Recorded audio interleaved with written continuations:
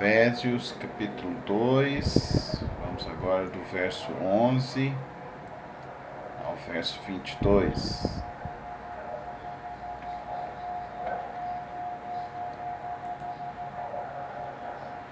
Alguém já fez alguma leitura prévia ou não? Sim.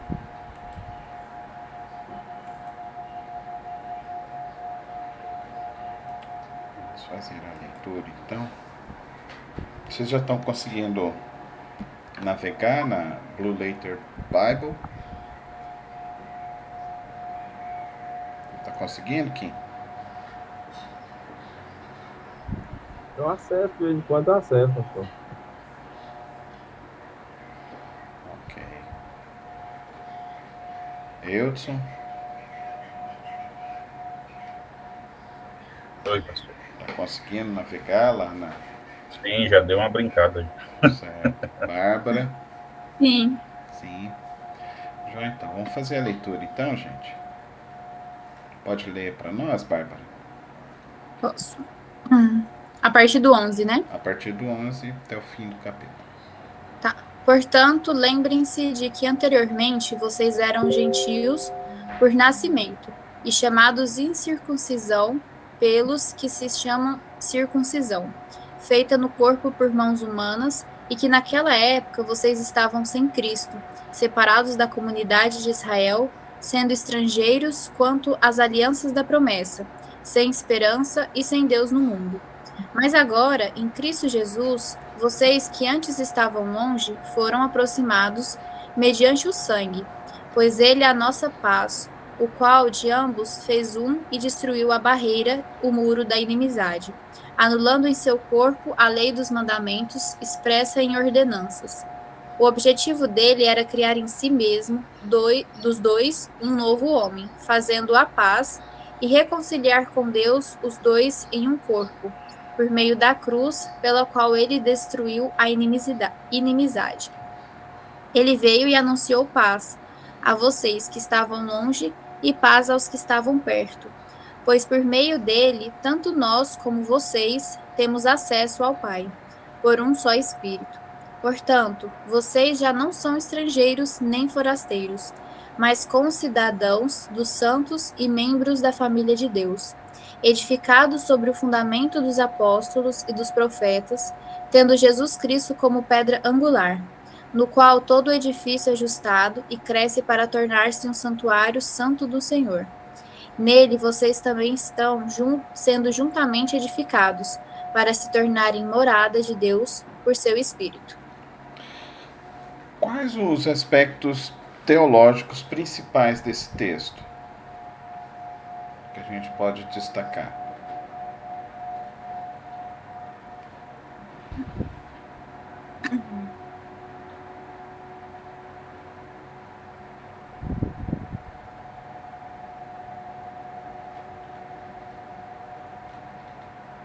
Ninguém nem quer chutar? Salvação. Cristo como mediador, né, entre Deus e o homem. Soteriologia, né? Ele é bem focado na soteriologia, mostrando então o aspecto de que a mudança de vida, né? E mostrando, e aí complementando o texto que nós vimos na semana passada, a mudança da transformação das trevas para a luz. E isso, a garantia é Cristo Jesus. Essa afirmação ele faz 4 vezes. Você pode fazer essa pontuação, né? No verso 13, em Cristo Jesus, essa é uma expressão que a gente sempre tem que estar analisando. Em Cristo Jesus, verso 16, em um corpo, para reconciliar ambos com Deus, falando também em Cristo Jesus através da cruz.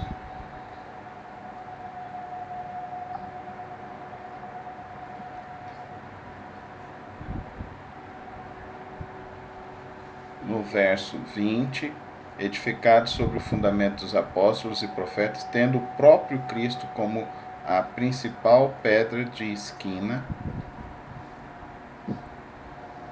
E por último, agora ele acrescentando então dentro da triunidade, né? E nele também vocês estão sendo edificados juntos para se tornarem morada na qual Deus vive pelo seu Espírito. E a triunidade em Cristo que se estabelece no homem. E se estabelece não apenas no homem, se estabelece também no aspecto de igreja. Edificados juntos. É uma expressão também que a gente percebe isso. A gente percebe então, da primeira parte do texto, uma experiência pessoal. E já na segunda parte do texto, nessa conclusão, a gente vê uma experiência comunitária, edificados juntos. Então, há dois aspectos da salvação. A salvação pessoal, mas a santificação, o crescimento e o estabelecimento da sua fé em Cristo Jesus por meio da igreja. Então, quando nós temos já um conhecimento teológico, nós não podemos olhar para o texto simplesmente assim, pelo que a gente acha. A gente tem que primeiro analisar o aspecto teológico principal do texto.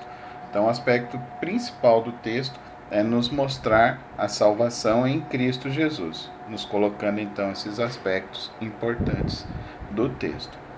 O texto também traz o aspecto eclesiológico para nós também, mostrando o fundamento da igreja, mostrando a unidade da igreja, mostrando o propósito da igreja.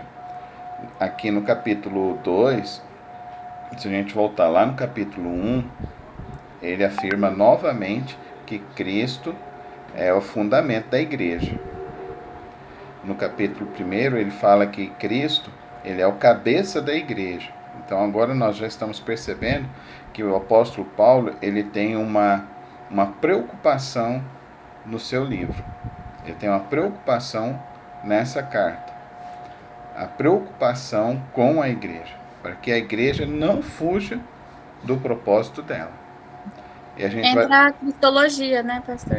Na eclesiologia. A eclesiologia. Então, mostrando justamente o fundamento da igreja, Cristo Jesus. Aí nós vamos ver isso também no capítulo 3, a dimensão disso. No capítulo 4 é o clímax maior. E no capítulo 5 é a prática da igreja. Então, é muito amplo o estudo de Efésios.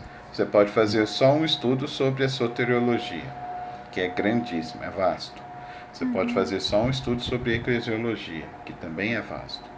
Então, se agora aqui também tem um aspecto também apologético, porque ele está lutando aqui contra o quê? Ele está lutando contra o aspecto judaizante, mostrando a salvação em Cristo Jesus e mostrando a nova vida, a nova humanidade. Agora não há mais então essa separação.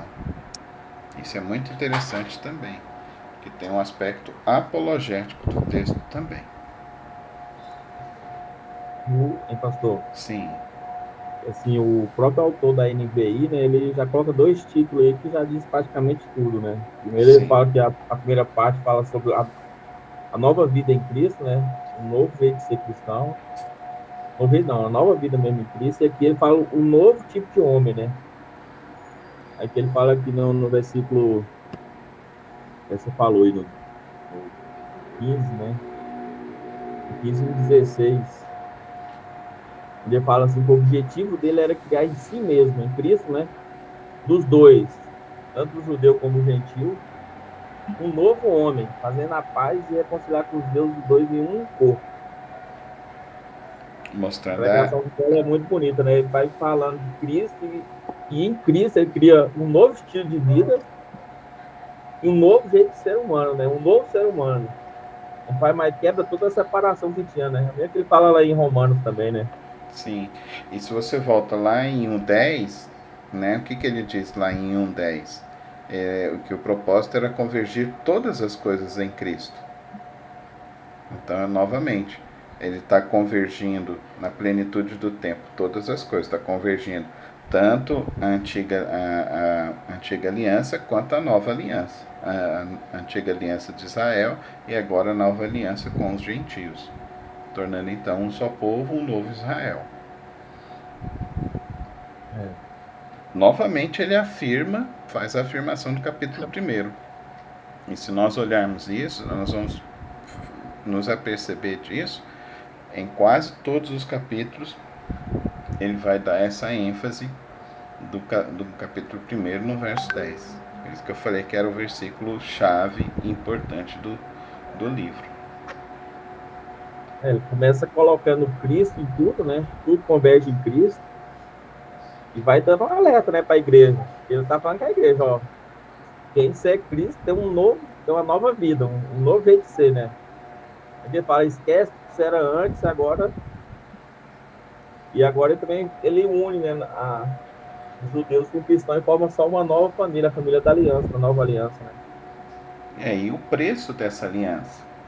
Olha a ênfase que ele dá ao preço dessa nova aliança, né?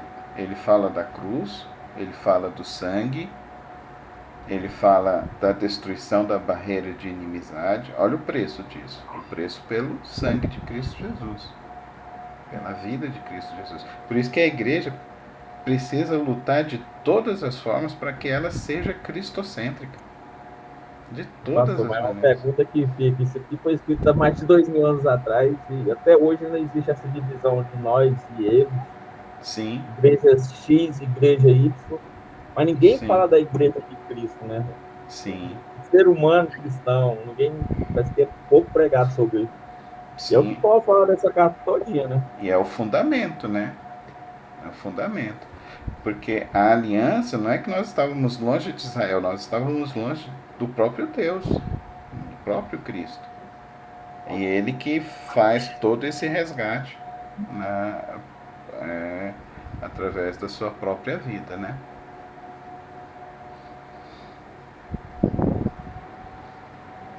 Então agora a gente já faz um aspecto mais teológico, de um apanhado maior e de uma reflexão maior, e essa ênfase da igreja ser cristocêntrica é um grande desafio para a igreja nessa época.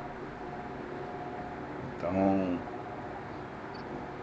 a gente infelizmente tem visto algumas pessoas se distanciando disso. Infelizmente. Então, que ele pregou paz e vocês estavam longe, e paz aos que estavam perto. Pois por meio dele ambos temos acesso ao Pai por um Espírito. E essa ênfase também é interessante aqui do templo. Nele todo o edifício se une e se eleva para se tornar um templo santo no Senhor. Então, essa ideia do templo é ser as pessoas. Ele coloca isso dentro dessa ênfase nesse capítulo. Então, e não uma pessoa, porque o termo está no... Ele transmite a ideia do comunitário. E aí você vai no verso 22, que é o complemento, sendo edificados juntos, para se tornarem morada na qual Deus vive pelo seu Espírito. Então, esse negócio de exaltar um homem dentro da igreja é totalmente anticristão. Totalmente anticristão. Porque estão sendo edificados juntos. Então, se eu cresço espiritualmente, meus irmãos têm que crescer espiritualmente. Todos nós temos que crescer espiritualmente juntos.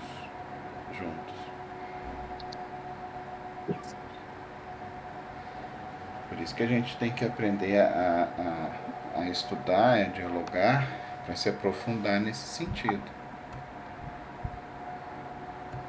Porque às vezes a conversa dentro da igreja fica assim, uma conversa que fica, é ele, é o pastor, não sei o quê. E não é isso. A edificação é comunitária. O papel pastoral da igreja é responsabilidade de todos. Porque se todos estão sendo edificados juntos, ele está trazendo essa reflexão aqui para nós também.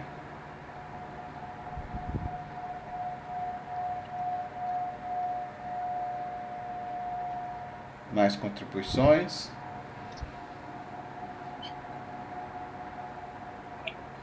Nessa ideia de centrar em Cristo também, o que se vê muito, eu acredito que não só hoje, né, mas o que se vê muito hoje é as pessoas colocando talvez até mais crédito no líder do que em Jesus em si, né? Sim. E isso gera muito decepção, né? Sim, sim. Porque inevitavelmente um dia essa pessoa, esse líder pode errar, vai errar, e aí aquele seguidor que estava depositando toda a sua confiança nele, muitas vezes até joga tudo pro alto e não quer nem mais saber de religião, né? O nosso próprio modelo de igreja é um modelo que não facilita muito esse processo da edificação mútua. Porque a gente está muito centralizado no culto. Estamos muito centralizados, a nossa experiência como igreja, a gente está muito centralizado na experiência de culto. E o apóstolo Paulo, ele tem um entendimento de que não é isso. A igreja precisa ser baseada em relacionamentos. Em relacionamentos que priorizem isso. Nos voltarmos a Cristo, para que Ele seja, então, a nossa sustentação, para que Ele seja o cabeça e para que, pelo Espírito, se promova a edificação mútua. A edificação uns dos outros, uns com os outros. Então, esse é o nosso grande desafio. Tem muita dificuldade de relacionar com quem, pastor. Deixar isso claro. Né? Come muita picanha. Pastor, mas assim, só pegando o gancho, eu entendi o que Kim quis dizer. Eu também concordo. Essa questão de, muitas vezes, a gente conhece o irmão, a primeira coisa é perguntar de que igreja que ele é, né? Então, assim, eu concordo com isso.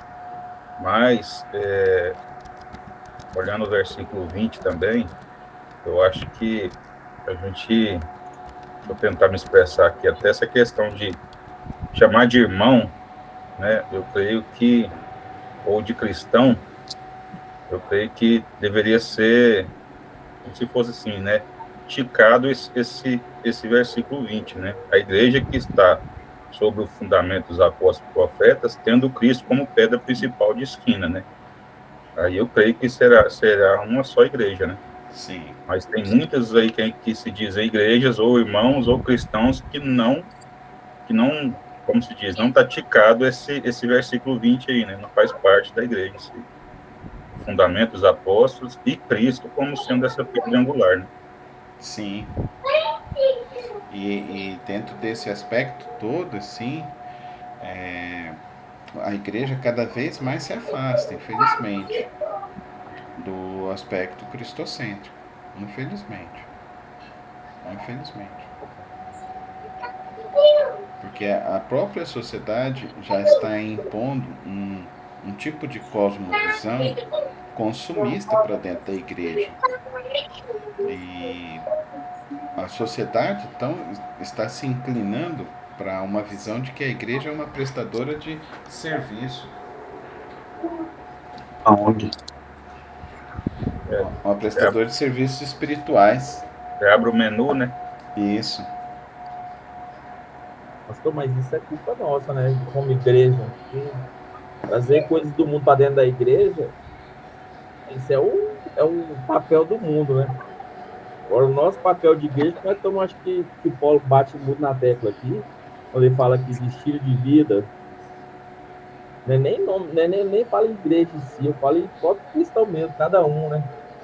Viver como Cristo, esse novo estilo de vida que Cristo deu pra gente, isso faz toda a diferença, eu acho que não, até na própria comunidade, né? Sim. Aí você falou da relação aí, né? A gente só na igreja, no culto, não dá para saber que tipo de vida diferente que o senhor tem, que eu tenho, porque a gente não convive. Aí por isso que é bom ter os relacionamentos pra gente ver, cara, esse cara é cristão. Ele. Porque falar de Cristo é bonito, todo mundo fala, qualquer um tem o poder de falar de Cristo. Mas viver, ser no dia a dia, eu acho que isso aqui é o que o Paulo tá falando aqui, ó. Vocês, como comunidade, vocês têm um jeito diferente de ser, e como vida, vocês também têm um jeito diferente de ser. Tanto que no próximo 3 ele vai esmiuçando cada vez mais isso, né? Ele vai falando Sim. um contexto maior, e agora no terceiro ele vai diminuir, no quarto ele conclui.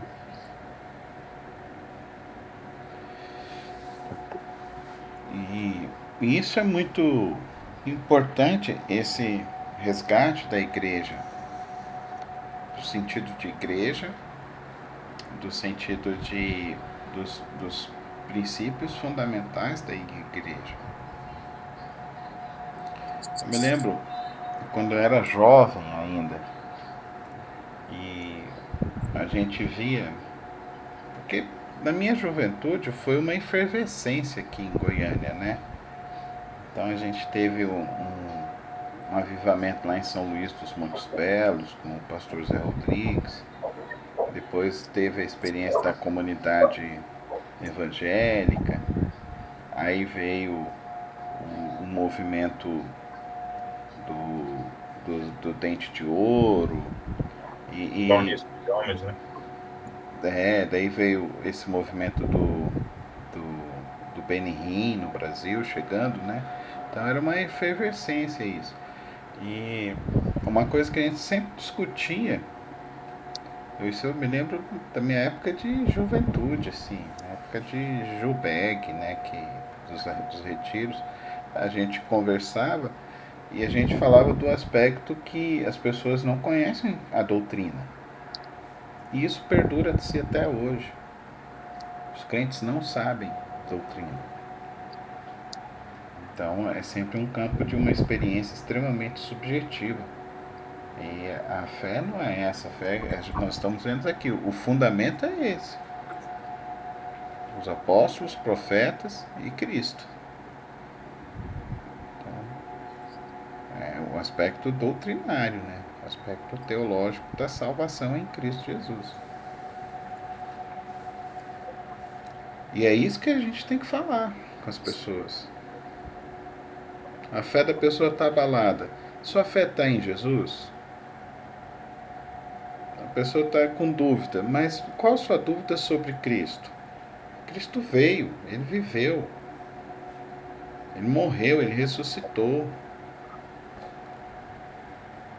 E ele deixou a igreja, e a igreja é o corpo de Cristo aqui na terra. Mas não só no sentido de que eu sou esse corpo de Cristo, mas no sentido de que essa experiência de comunidade de fé é essa experiência.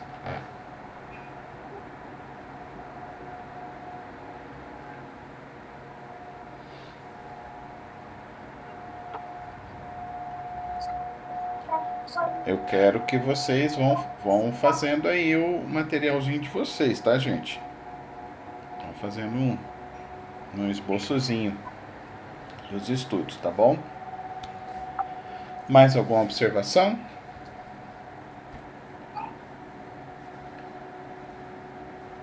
Que Deus nos ajude a mantermos o nosso vínculo da salvação em Cristo e estabelecer o vínculo da paz em nossos relacionamentos em nossa igreja. Que Deus nos abençoe nisso e que nós saibamos estar sempre orientando as pessoas a esse propósito. Até, por exemplo, agora, no meio dessa discussão política toda, disso tudo, né? Então, qual que é o fundamento principal? É Cristo. É Cristo. Estarmos em Cristo. Então, nós como igreja, nós não podemos perder essa perspectiva. Cristo está controlando todas as coisas. Quem é o nosso sustento é Cristo. A nossa pedra de esquina é Cristo. Nossa, minha experiência ontem. Falei, vou assistir o debate. Eu coloquei. Sabe de uma coisa? Falei com a senhora Soraya, vamos orar. Aí a gente aqui em casa, a gente colocou lá sem som. A Soraya orou, eu orei, as meninas oraram. E colocamos diante do Senhor, diante de Deus. E oramos. Então a gente tem os instrumentos. E os nossos instrumentos são poderosos. São poderosos. E os nossos instrumentos não são poderosos na base da nossa argumentação. Os nossos instrumentos são poderosos na base da nossa fé. Da nossa fé. E você vai ver que o apóstolo Paulo vai terminar aqui a carta de Efésios. Ele vai falar que o centro da vida é a oração. Orando em todos os momentos, em todas as circunstâncias, em espírito, de todas as formas, com súplicas, com orações, de todas as maneiras, com salmos, com cânticos espirituais. As nossas armas são poderosas, irmãos. São poderosas. Então a gente nunca pode deixar essa perspectiva de que o que a gente está estudando não é só para a gente saber, mas é para a gente viver. Colocar isso em prática. A minha pedra de esquina é Cristo. Quem sustenta a minha vida é Cristo. Então é nele que eu tenho que estar afirmado. No mais, posso todas as coisas naquele que me fortalece, que é Cristo Jesus. Então o nosso problema é que a gente deixa, a gente quer uma outra pedra de esquina. A gente quer um outro fundamento para nós. A gente tira um segundo o olho. E não, irmãos. Joelhinho no chão, cara no pó, e clamar o nome de Jesus. É Ele. O sustento é Ele. Tá bom?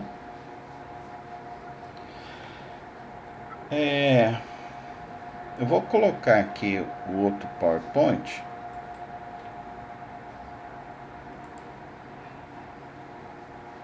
Mas eu não vou me prender muito a esse aqui não, tá bom? A gente começou a falar sobre os evangelhos. E eu vou pensar algumas coisas com vocês sobre a teologia do Novo Testamento. Os aspectos, para mim, fundamentais do Novo Testamento. A centralidade em Cristo Jesus, irmãos. Isso tanto nos escritos paulinos, nos escritos joaninos, petrinos e paulinos. A centralidade em Cristo Jesus.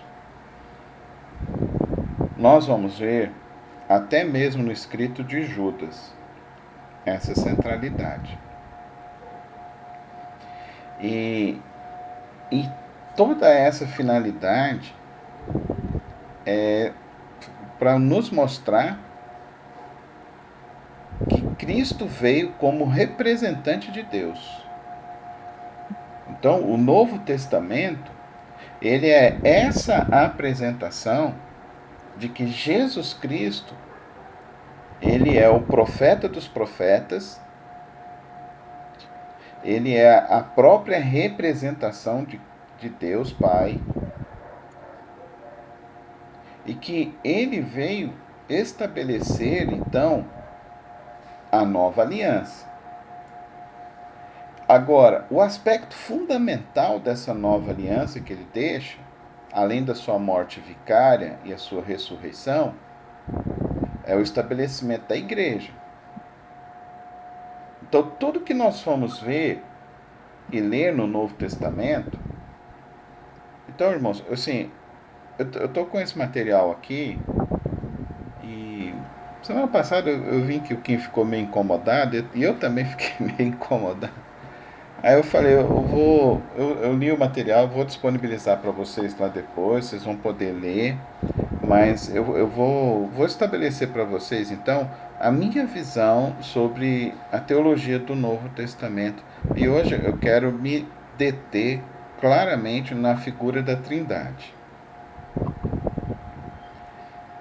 Fazendo então o aspecto da Trindade a minha chave de interpretação do Novo Testamento. Então eu quero que vocês me ajudem também, tá bom? Se alguém puder ir montando isso pra gente, vai ser um material que nós vamos montar juntos aqui hoje, tá bom? Daí, na próxima semana, eu vou fazer o aspecto, então, hoje eu vou misturar um pouco com a eclesiologia, mas na próxima semana eu vou trazer o aspecto de missões. Daí nós vamos nos deter o aspecto missiológico da teologia do Novo Testamento, o aspecto missiológico. Nós vamos então fazer essa análise, tá bom? Então, se alguém puder fazer e ir montando isso aí para mim, depois disponibiliza lá no grupo lá, que vai ser o material que a gente vai estabelecer hoje aqui. Vimos então semana passada que Cristo é apresentado pelos 4 evangelhos de maneiras diferentes.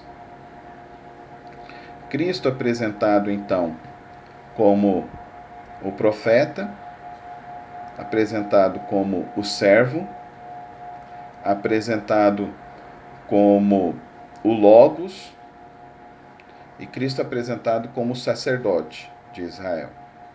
Então isso a gente vê o sacerdote como em Mateus, o profeta em Marcos, o servo em Lucas e o Logos em João.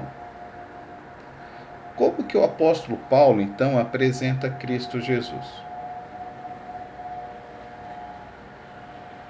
Então, no apóstolo Paulo, então, nós vamos ter as suas 13 cartas, as suas 13 epístolas. O propósito principal do apóstolo Paulo, e nós vimos isso hoje já no aspecto da carta de Paulo aos Efésios, é mostrar, então, a centralidade em Cristo Jesus. Então, tenta lembrar comigo alguns versículos de outros livros de Paulo que nos mostram essa centralidade em Cristo Jesus nos seus escritos. E eu acho que isso é muito importante para nós. Por exemplo, Romanos. Vocês conseguem se lembrar de algum versículo em Romanos que nos mostra isso? 8:1.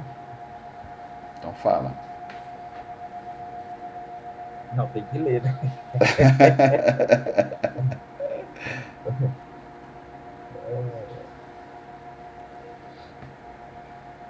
Então vamos pensando aí. Gálatas, 1º e 2 Vou ler aqui. Coríntios. Sim. Vou ler o Romanos 8. Portanto, agora já não há condenação para os que estão em Cristo Jesus. Porque por meio de Cristo Jesus, a lei do Espírito de vida me libertou da lei do pecado e da morte. A centralidade em Cristo Jesus. Vamos pensar também em outros textos. No texto de Gálatas. Já estou crucificado com Cristo. Logo vivo não mais eu, mas Cristo vive em mim. E a vida que agora vivo na carne, vivo na fé em Cristo Jesus. Gálatas 5:23. Coríntios.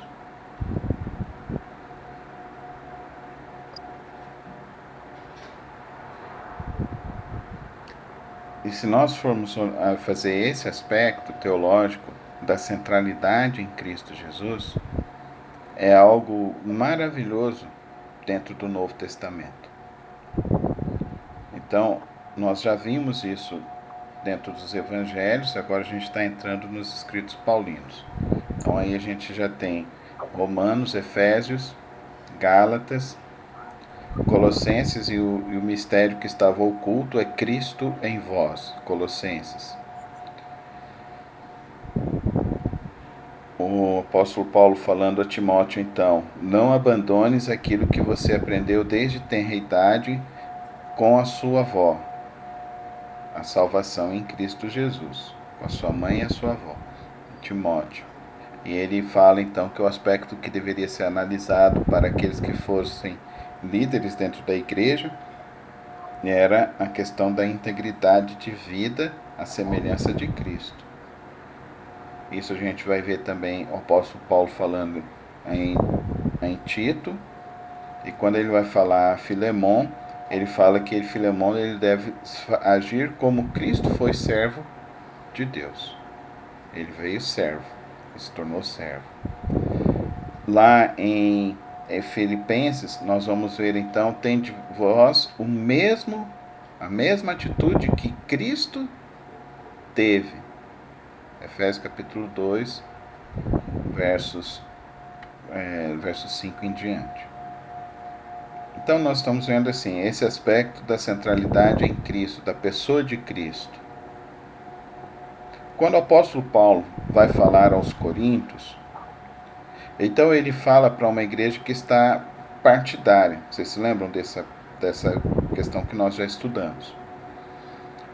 E ele fala desse aspecto, mas ele se apresenta então como o apóstolo de Cristo, como o menor dos apóstolos, porque Cristo veio e falou com ele e o chamou para essa missão. Então aquilo que então parece ser loucura para os homens se torna então a razão da fé que ele tem em Cristo. 1 e 2 Tessalonicenses, quando o apóstolo Paulo está falando, ele diz para nós então da ressurreição, o aspecto mais fantástico dessa carta. Da ressurreição, como Cristo ressuscitou e tendo um corpo novo transfigurado. Quando nós chegamos então no autor de Hebreus, aliás, em Tiago, o irmão de Jesus, ele diz para nós então em sua carta, deixa eu até pegar esse versículo aqui, para abrir minha Bíblia. O caminho melhor abrindo minha Bíblia.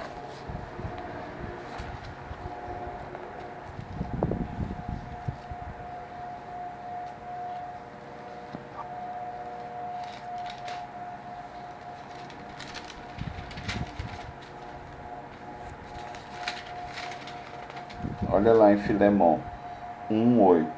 Por isso mesmo, tendo em Cristo plena liberdade para mandar que você cumpra o seu dever. Em Cristo. Essa expressão, né? É muito forte.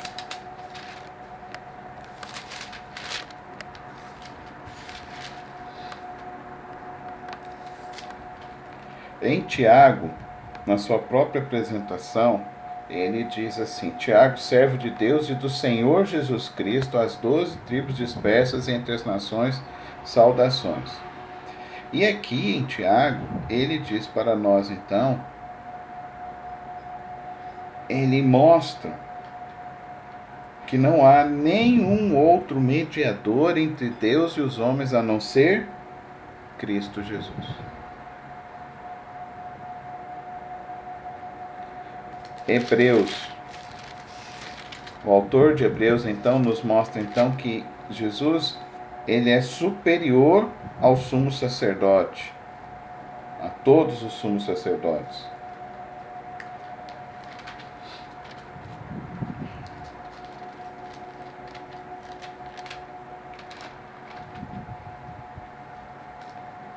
No capítulo 2 de Hebreus, Hebreus capítulo 2,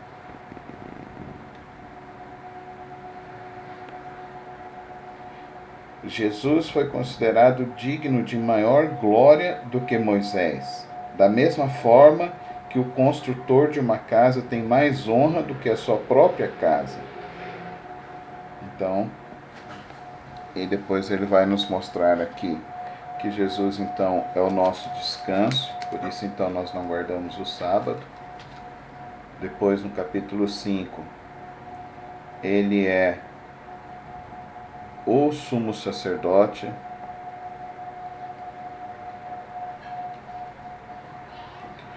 tu és sacerdote para sempre, segundo a ordem de Melquisedeque, no capítulo 5, verso 6.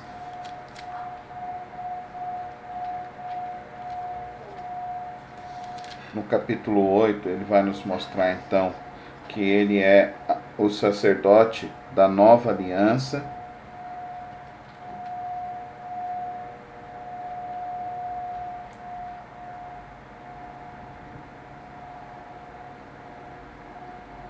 Verso 6, no capítulo 8. Agora, porém, o ministério que Jesus recebeu é superior ao deles, assim como também a aliança da qual ele é mediador é superior à antiga, baseada nas promessas superiores. A centralidade de Cristo nos escritos do Novo Testamento. Quando nós chegamos então em Pedro,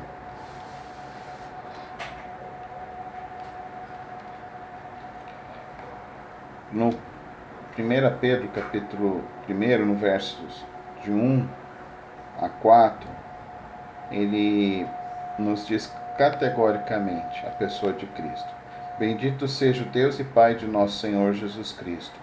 Conforme a sua grande misericórdia, ele nos regenerou para uma esperança viva, por meio da ressurreição de Jesus Cristo dentre os mortos, para uma herança que jamais poderá perecer, macular-se ou perder o seu valor, herança guardada nos céus para vocês, que mediante a fé são protegidos pelo poder de Deus até chegar à salvação prestes a ser revelada no último tempo. Novamente, a centralidade em Cristo. No segundo de Pedro, no capítulo 1, verso 8. Porque se essas qualidades existirem e estiverem crescendo em sua vida, elas impedirão que vocês, no pleno conhecimento de nosso Senhor Jesus Cristo, sejam inoperantes e improdutivos. A centralidade em Cristo. O fortalecimento da vida em Cristo. A esperança, então, é a volta de Cristo na sua segunda vida. Aí, em João, todos os capítulos, ele vai nos mostrar, em 1ª, 2ª e 3ª João, ele nos mostra essa centralidade de Cristo. Então, pega aí, no verso 3, do capítulo 1 de 1 João. Nós lhe proclamamos o que vimos e ouvimos, para que vocês também tenham comunhão conosco. Nossa comunhão é com o Pai e com o seu Filho, Jesus Cristo.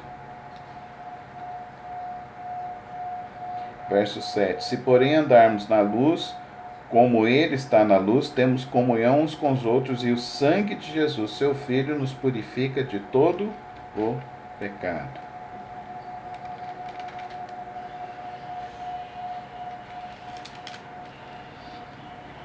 Agora, para mim aqui, o cerne aqui de 1 João, no capítulo 3, lá no verso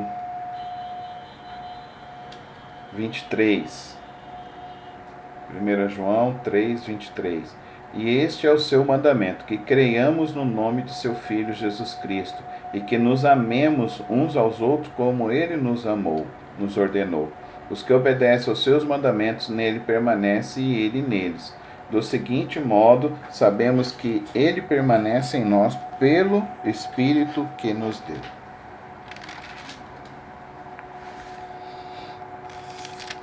No capítulo 5, todo aquele que crê que Jesus é o Cristo, é nascido de Deus, e todo aquele que ama o Pai, ama também o que dele foi gerado. Assim sabemos que amamos os filhos de Deus, amando a Deus e obedecendo aos seus mandamentos. Aí nós chegamos então em Judas.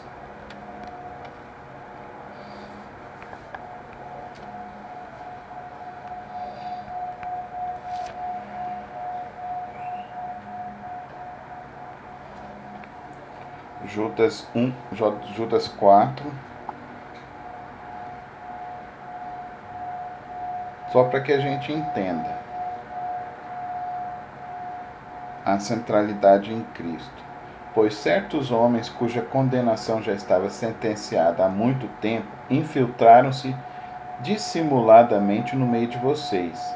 Estes são ímpios e transformam a graça do nosso Deus em libertinagem e negam Jesus Cristo, nosso único soberano e Senhor.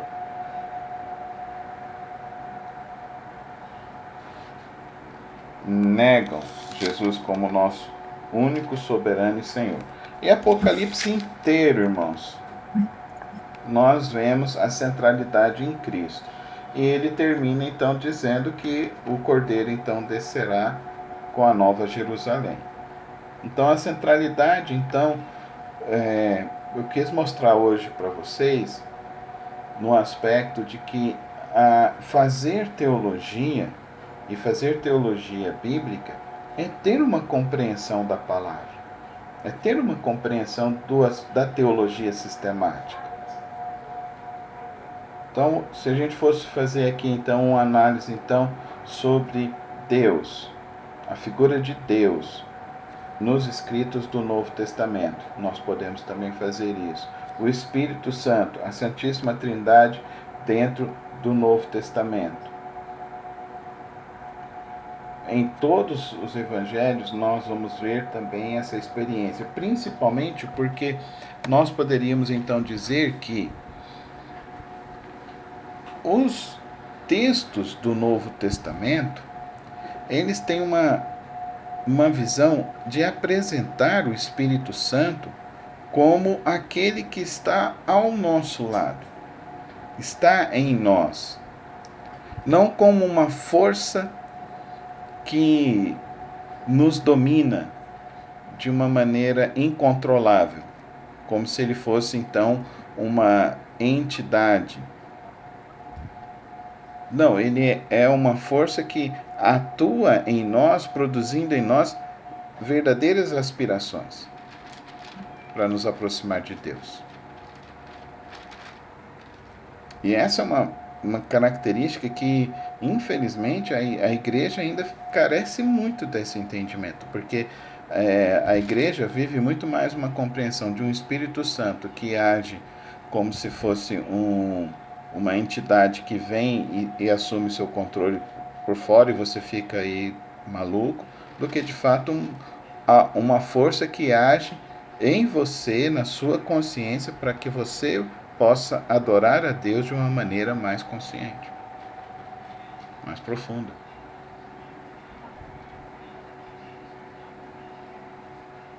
A gente não vê esse tipo de experiência, a gente vê isso em Atos, mas a gente não vê isso nos outros escritos. Nos escritos, quando nós vamos estudar o Espírito Santo. Nós vamos ver o Espírito Santo agindo como o fruto, nós vamos ver o Espírito Santo agindo como virtudes, nós vamos ver o Espírito Santo agindo como capacitações, produzindo entendimento. O próprio Jesus falou, né, pastor? Vou mandar o auxiliador. Entender aí, já entendeu tudo. Não tem mais nada que falar, né? Auxiliador é auxiliador. Pois não vai fazer nada por você, não vai... Ao meu sobrinho, Moisés, minha cunhada gosta desse tipo de igreja, né? Aí ele virou e falou pra mim assim: tio, fui numa igreja lá, mas o povo tava tudo girando assim, tio. Girando igual peão. E aí, você ficou com medo? Eu achei muito estranho, tio. Aí eu falei, mas e aí? Aí eles falaram que era o Espírito Santo. Mas eu falei assim, eu gosto do Espírito Santo lá da igreja do meu tio.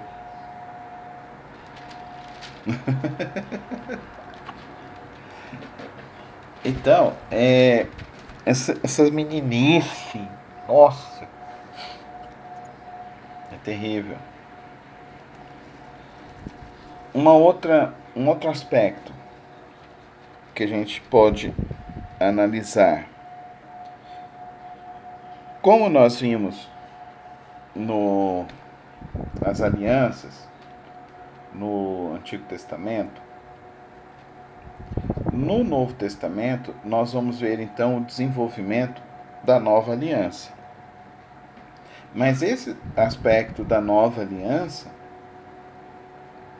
é o aspecto dessa centralidade em Cristo, dessa vida com Cristo, dessa vida com o Espírito Santo.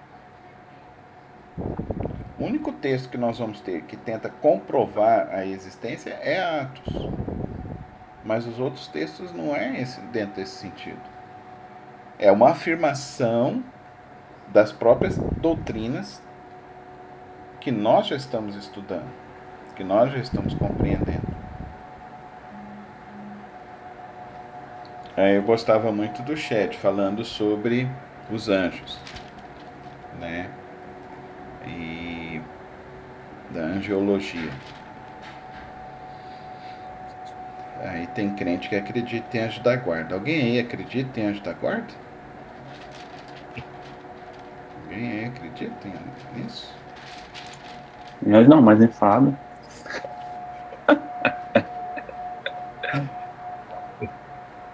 Tem crente que acredita em anjo da guarda. Judas fala um pouco sobre angiologia. Abre lá, Judas, para a gente entender um pouco. Pastor, me foi ensinado que cada crente tem 12 mil anjos. Nossa. Aí tá podendo, hein? Imagina.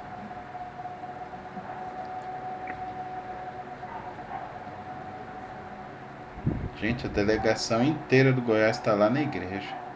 Vou mandar para vocês o grupo aqui. Precisando de orar mesmo. Aniversário do Johnny hoje.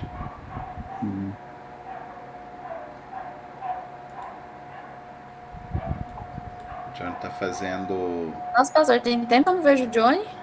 76 anos.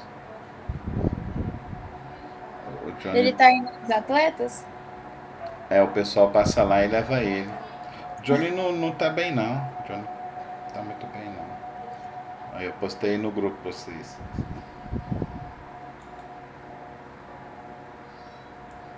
Já desceu, os vizinhos me ligou.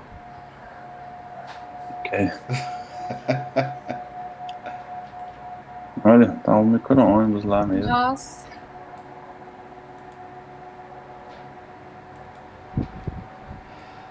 Vamos lá, Judas, falar um pouquinho sobre anjos com vocês. Verso 8. Da mesma forma, estes sonhadores contaminam o próprio corpo, rejeitando as autoridades e difamam os seres celestiais. Contudo, nem mesmo o arcanjo Miguel, quando estava disputando com o diabo acerca do corpo de Moisés, ousou fazer acusação injuriosa contra ele, mas disse: o Senhor te repreenda. Nós vamos ver então a existência de anjos.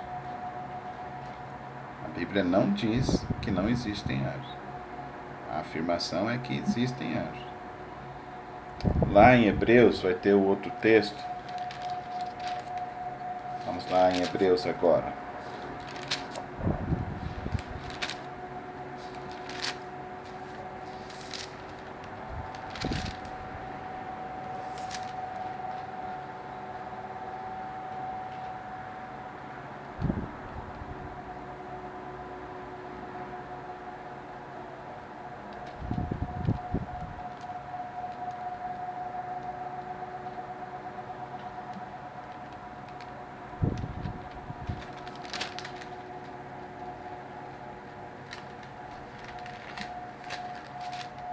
Um 14, pastor. Hã? 1,14. 1,14? Lê para mim. Os anjos não são, todos eles, espíritos ministradores enviados para servir aqueles que hão de herdar a salvação?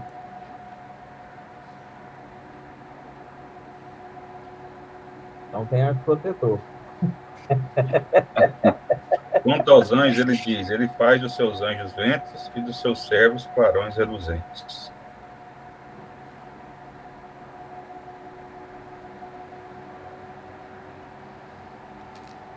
Não é esse. O 3. O Filho é o resplendor da glória de Deus e a expressão exata do seu ser, sustentando todas as coisas por sua palavra poderosa. Depois de ter realizado a purificação dos pecados, ele se assentou à direita da majestade nas alturas, tornando-se tão superior aos anjos, quanto o nome que herdou é superior ao deles. Não, mas aí é Cristo, Pois o não qual é os dos anjos... anjos. Meu filho, eu tirei. É aquele, porque alguns.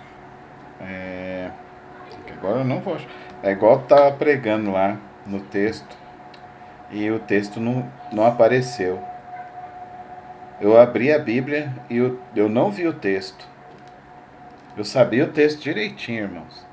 Na hora que eu saí da igreja, entrei no carro, eu tava tão nervoso. Aí eu abri a Bíblia. Fechar esse negócio.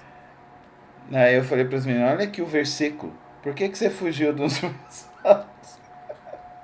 Fugiu dos meus olhos. Porque alguns receberam até anjos.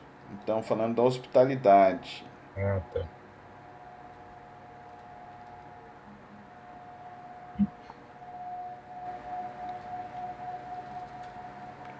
Pastor, até agora o fato é que existe anjo e eles estão para proteger a gente. Até agora nada contrário aí.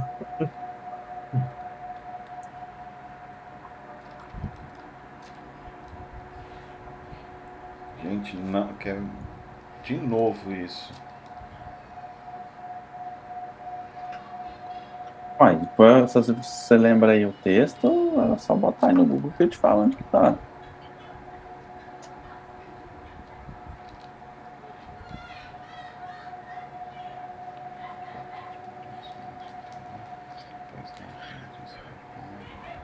Hebreus 13, né?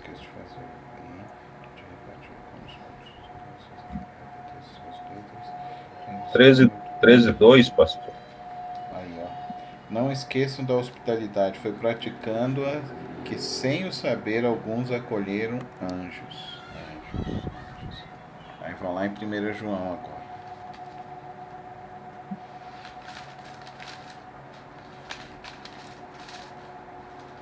Esse de Hebreus para mim não é o problema, não.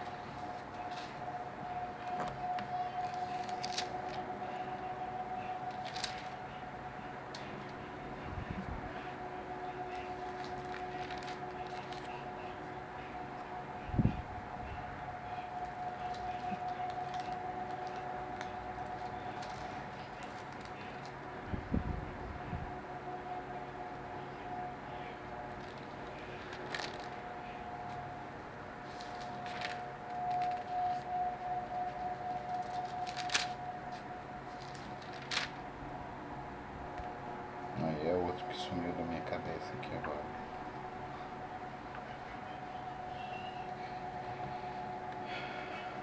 Segundo o meu professor Shed, nós não temos anjos das guardas. Isso é uma crença que vem dos... Mas não é porque mudou o nome, não, pastor? Chamou de anjo da guarda, tipo assim. Não, nós temos os anjos dispenseiros, né? Não que nós tenhamos um anjo cada um de nós, entendeu? Eu não acredito nisso. A Bíblia não fala que é um anjo pessoal, mas fala que é um E- anjo protetor, daqueles que herdarão a salvação. Bem, nessa interpretação ali de Hebreus, ele dá um entendimento sobre... É igual a mesma coisa do anjo da igreja, lá em Apocalipse. Não quer dizer que é um anjo para cada um, entendeu? É um anjo... O anjo também não é a figura do pastor. é um ser angelical mesmo, é um outro ser, igual o arcanjo Miguel é um ser espiritual que Deus dá ordem para cuidar naquela região, que é essa mesma ideia aí de Hebreus.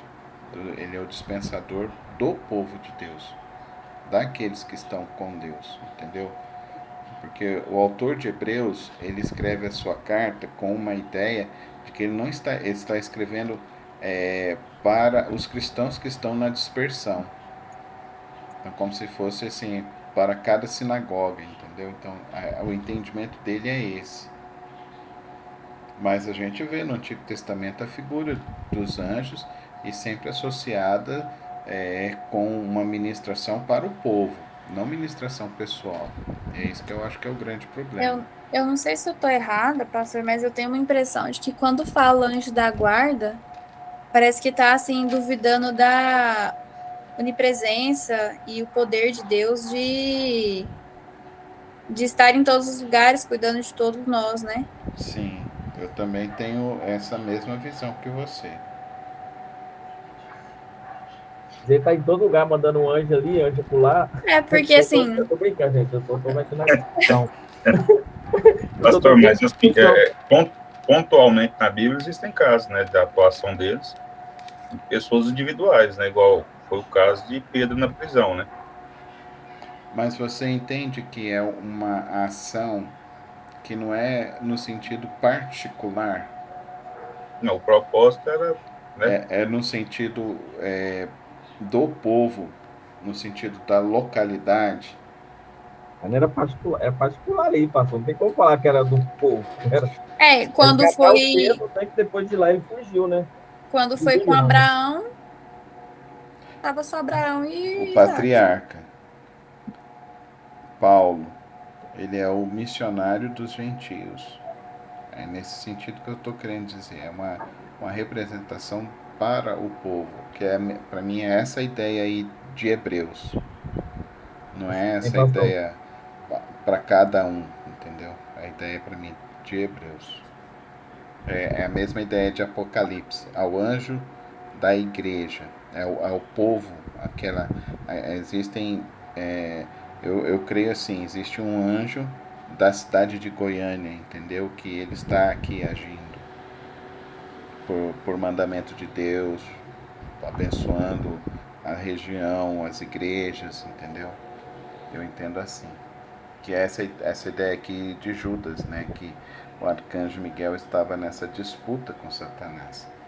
E é a mesma ideia que vai estar lá em Daniel, quando ele está orando.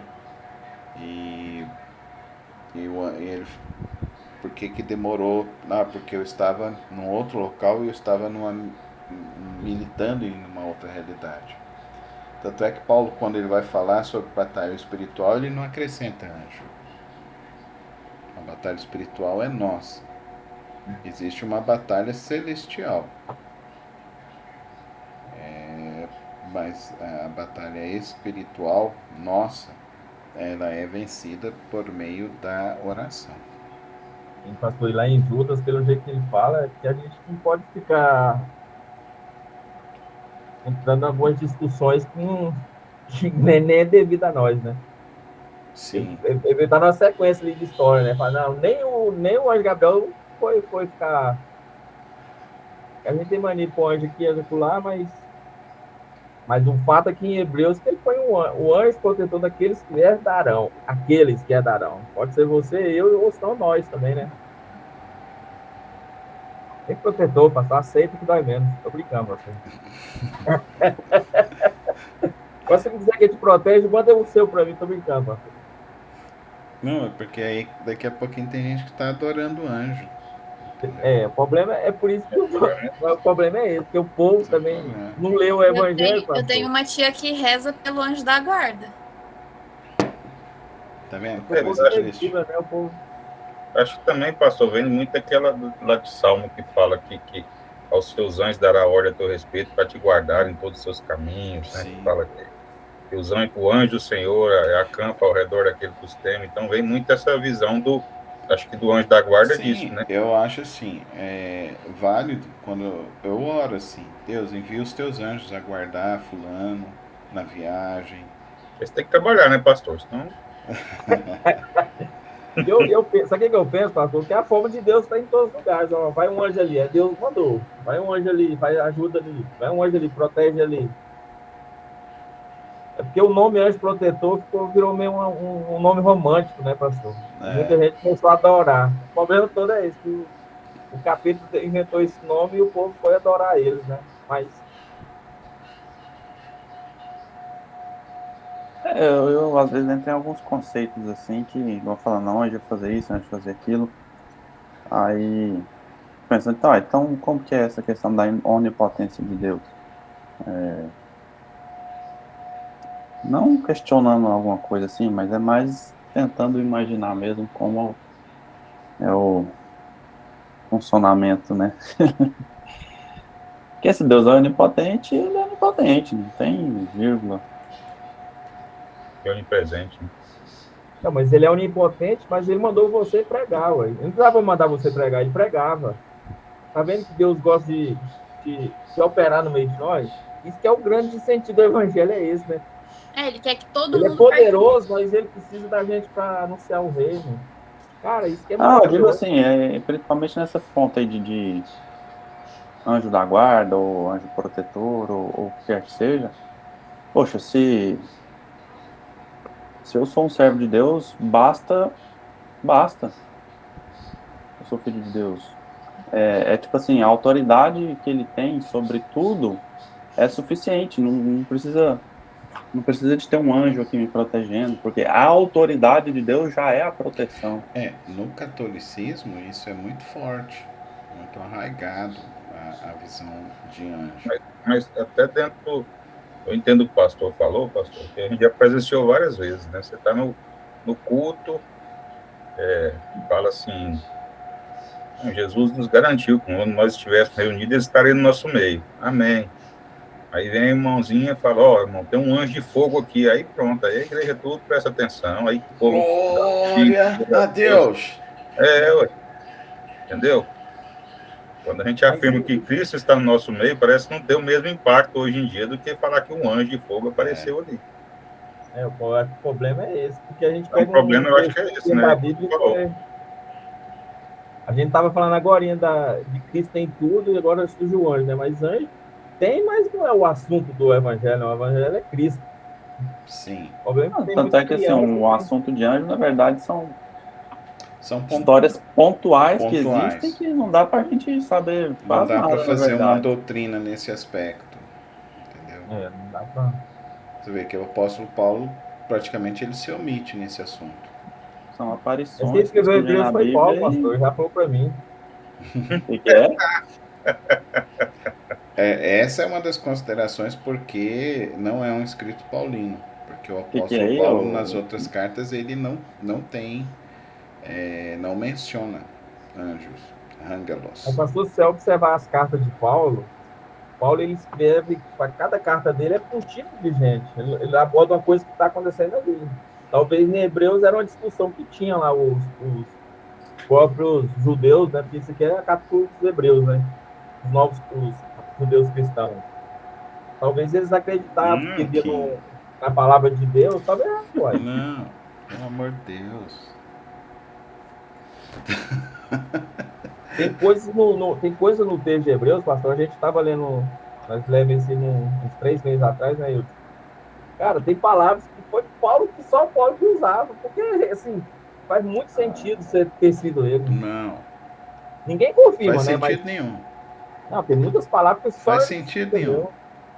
Aí você pode achar, pastor, mas eu acho que não, Não, velho. faz sentido nenhum. Tô motoando aí, afim. Faz sentido nenhum. Só você lê as cartas de Paulo. Você lê Romanos e você lê todos os outros escritos de Chega no Paulo. final de Você Romanos, vê pastor. que Chega no elas final de têm Romanos. elas têm o mesmo tipo de consistência, entendeu? Não, chega no final de Romanos, você vai ver que as palavras que ele usa, o jeito que ele Não tem fala, nada a ver com é Hebreus. coisas que Paulo falou em outras cartas dele. Não. Se Eu você acho que faz falasse muito para mim que fosse sentido. Mateus, eu ia achar muito mais parecido, porque Mateus tem muito mais história judaica do que os escritos paulinos. Mas de judeu quem entendia mais era Paulo, né, pastor? Paulo era o fariseu dos fariseus, Mas quem escreveu hebreus dos foi hebreus. Mateus. Quem escreveu foi Mateus. Se você falar que foi Tiago, também dá para levar em consideração. Apolo, pastor. Apolo não escreveu, né? Tem nenhum texto de Apolo. Poderia ter. Mas tem muito autor que fala que é Apolo, né? Como? Tem muito teólogo que fala que é Apolo. Apolo, né? Mas é em Coríntios que fala sobre Apolo? Que, Sim. falando da Coríntios. unidade, teve esse episódio também, né? O pessoal, eu sou de E Paulo, eu sou de Apolo. Atos também. É. E depois ele vai ser mencionado também em 2 Timóteo. Apolo é mencionado. São essas cartas que mencionam. Se eu não me engano, Gálatas também menciona Apolo. Se não me engano. Se não me falha a memória. Bem, a gente analisando assim. Então, assim, para terminar a discussão, pastor, os anjos que escreveram Hebreus, então. Hã? Para terminar a discussão, foi os anjos que escreveu Hebreus, então. Os anjos? Chegamos a essa conclusão, né? Eu não. Deus me livre. Tá gravado aqui para provar que eu não sou herege. Embora vocês tentem me levar para essas heresias de vocês, mas eu não vou cair nessas esparrelas de vocês. Mas, assim, uma coisa que é importante na leitura e na formulação da teologia, quando a gente olha, principalmente para o movimento da reforma, a gente percebe que a reforma ela se estabeleceu muito no livro de Romanos e Efésios e Colossenses. E ela teve uma grande virtude sobre isso, que ela propôs uma mudança na eclesiologia. Por isso que a partir da próxima semana então a gente vai fazer toda uma análise da eclesiologia. E quando nós vamos para os evangelhos, a gente tem uma visão muito diferente sobre isso. A gente tem uma centralidade muito maior em Cristo. Então, quando eu acho justa a posição de alguns teólogos que falam que quem criou o cristianismo foi o apóstolo Paulo. Porque quando nós olhamos para os evangelhos, a gente percebe algumas questões que são apresentadas nos escritos paulinos numa nuance um pouco mais radical. Ou vice-versa também. Eu me lembro de uma discussão sobre casamento, sobre família. E quando nós pegamos lá Jesus falando sobre isso, Jesus não define os papéis. Jesus simplesmente fala que nos dois casos que foram pegas as mulheres estavam em adultério, que é no caso da mulher samaritana, no caso da mulher que foi pega, Maria Madalena. Então, nos dois casos, nós vemos então que Jesus pede a elas que elas simplesmente parem de viver nessa vida de pula daqui e pula de lá. Agora, quando o apóstolo Paulo escreve sobre isso, a radicalização é muito maior. A radicalização é para que não se case mais. Em 1 Coríntios capítulo 7. Então a radicalização ali é muito maior. Mas quando nós vamos para o texto de Efésios, no capítulo 5, versículo 22, no caso da submissão da mulher, Jesus é mais radical. O texto de Jesus é mais radical. Mas aí o apóstolo Paulo, em Coríntios, continuando lá em Coríntios, ele fica mais radical ainda depois do capítulo, no capítulo 15, que ele fala então que as mulheres então deveriam se manter em silêncio no meio da comunidade. Mas já em Gálatas, ele fala então já que não há mais então homem e mulher, grego e judeu, então não há mais essa distinção, porque é Cristo em todos. E a finalidade é Cristo em todos. Então, nesses aspectos que a gente agora pode olhar para o texto, para os textos, e entender então que existem certas distinções e certas concepções que elas passam e que aí vai depender muito de quem está interpretando, de quem que é o líder. Porque você pode ir para um radicalismo, como a gente tem muitas igrejas que é um radicalismo muito grande, mas que quando a gente olha para o Novo Testamento, a gente não fica nesses radicalismos. Eu acho que, como o senhor falou, né, pastor? Paulo também, acho que ele foi mudando um pouquinho, né? Tanto que depois, quando ele cita Priscila e Áquila, ele cita sempre Priscila primeiro. Que não era comum na época, né? Sim. E aí é o grande problema aí com os teólogos reformados, né, que não aceitam a liderança feminina dentro da igreja. Eu sempre pergunto para eles, mas me diz, pastor é dom ou não? Se é capacitação do Espírito, ela está ligada a gênero ou não? Boa questão. Essa para mim é a grande questão. Que aí eles querem fazer todo um apanhado, mas em Cristo e em Gálatas a gente tem uma visão um pouco diferente sobre isso. E eu vejo que a grande questão é o testemunho. Para mim, eu acho que o testemunho é muito mais importante. Igual, eu acho que todos vocês aí já ouviram alguma pregação da Joyce Meyer. Nunca ouviram? Prega e prega muito. Vocês já leram um livro dela? Escreve e escreve muito.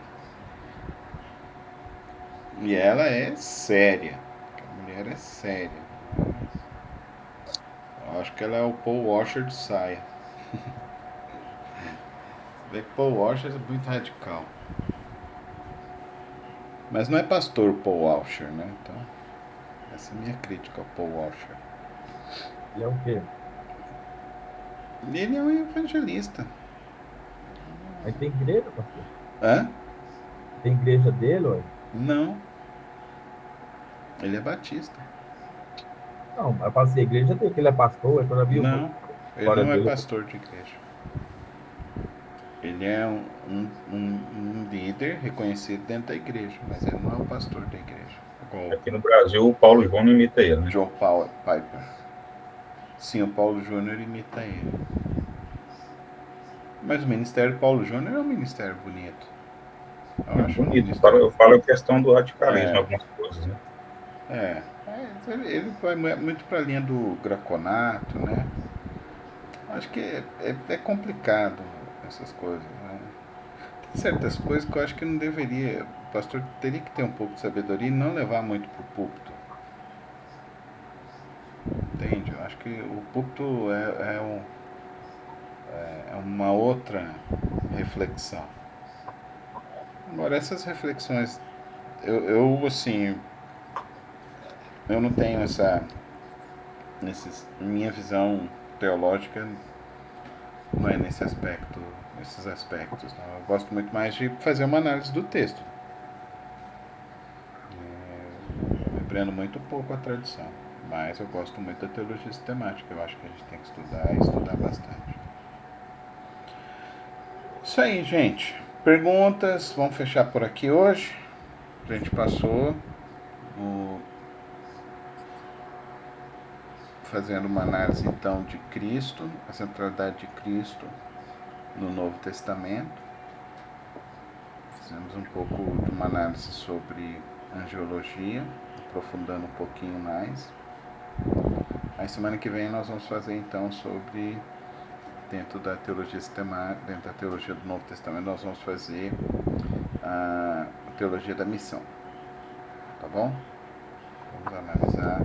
Se vocês puderem vir anotando os textos que nos mostram então a missão, a visão da missão, a compreensão da missão nos textos do Novo Testamento.